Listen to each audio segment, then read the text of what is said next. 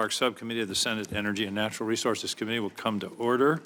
Good morning. Welcome to the first hearing of the National Park Subcommittee for the 118th Congress.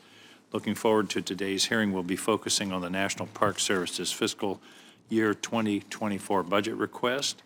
Welcome Director Chuck Sams to the subcommittee. Looking forward to our discussion. Joining Director Sams is Comptroller Jessica Bowron. Again, welcome to you both, and thanks for your time. I'm pleased to see that the President requested an overall increase of $289 million for a total of $3.8 billion for the Park Service. However, fixed costs for the Park Service increased by $120 million, which would leave an additional $169 million for increased impact for those of you that are following the math. Part of that increase, the budget outlines an increase of 1,369 employees, which would bring staffing up to 20,759. This is an important step toward the 23,000 employees that Senator Daines and I have been advocating for. It also shows that the Park Service is wisely using the $500 million Congress recently provided for long-term staffing purposes in the Inflation Adjustment Act. It's my hope this trend continues until we get to our workforce goal. The chart that I've brought, that my staff prepared, indicates the blue lines are visitation. The orange line is staffing. And as you can see, a dramatic increase year by year in visitation, a decline in staffing. Now, the good news is it's on the upswing. And as you can see, it's coming up and projected to come up again this year, and for that we congratulate you. But the point I want to make is we're not where we should be.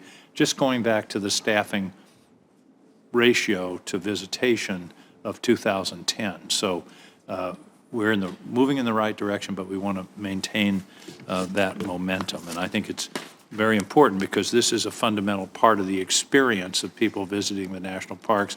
If there's inadequate staffing, they don't have the experience and the full ability to enjoy the parks that they should.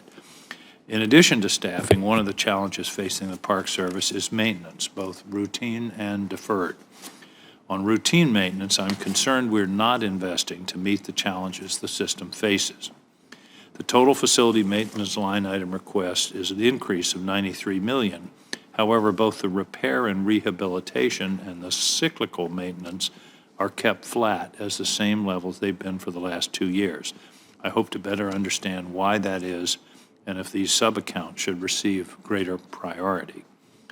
On the deferred side of maintenance ledger, there is some good news and some bad news, and Congress will need to make some hard decisions. I want to pause here for a moment. The Congress, through a bipartisan, Senator Daines and I were prime sponsors of the Great American Outdoors Act to address deferred maintenance.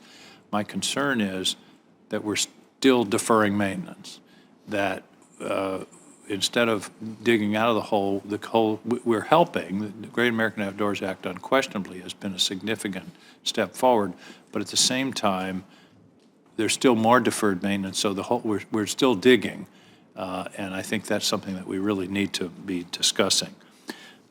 As I mentioned, Vice Chair Daines and I were part of a bipartisan group of senators that negotiated the passage of the Great American Outdoors Act. It was monumental, and its biggest impact on the National Park Service was establishing the five-year Legacy Restoration Fund. The fund provided the Park Service with $6 billion to repair and recapitalize assets that had significant deferred maintenance. These are repairs that should have been made long ago, but because of budget constraints were deferred and now require bigger investments than they might have had they been fixed in the first place. At the time we passed the bill, we thought, and we debated, the total deferred maintenance backlog was $12 billion. Remember that figure? That was the figure we were using. We hoped that would be able to cut that backlog in half. Unfortunately, we now know at the end of fiscal 22, the total deferred maintenance backlog is more like $22 billion. There are a couple of explanations for that large change, and I think we need some reminders. The increase came about because the Park Service updated how it tracks and catalogs the maintenance backlog.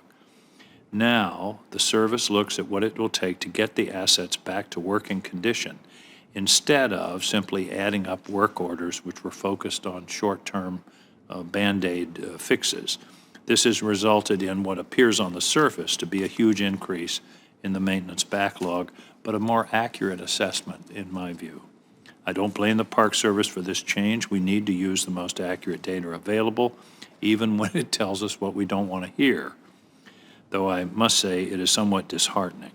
So I want to hear about how we define success now that our baseline has changed so markedly. As we are approaching the end of the Legacy Restoration Fund, this subcommittee needs to think about what comes next and how we will define that success. If we're going to even think about extending the Restoration Fund, I want to be sure I understand the current state of the deferred maintenance backlog, what the Park Service is doing to most effectively and efficiently use that funding, and making sure they're not relying too heavily on the Great American Outdoors Act funding to supplant annual appropriations that should also be going toward routine maintenance and repairs. You can't depend upon being bailed out by a Great American Outdoors Act every 5 years. Maintenance has to be done on an ongoing basis. Even if there was not a routine maintenance gap, the deferred maintenance backlog vanished, we would still have challenges recapitalizing assets when they reach the end of their useful life. So perhaps there is a role for a permanent recapitalization fund. On a final note, I also want to say that I'm very pleased by how the Park Service has been moving toward the selection of projects for funding under the Great American Outdoors Act. Deferred maintenance is not evenly spread across the country, but I know the service has been diligent in making sure projects of varying sizes across a variety of park unit types have benefited from the funding. The fiscal year 2024 list of projects would spend $1.33 billion and retire $1.25 billion in deferred maintenance. That's a pretty good ratio. I look forward to actually seeing that reduction in the coming years. Now I'll turn to Vice Chair Daines for his opening statement, and then to Director Sams for his opening statement, and we'll get to questions.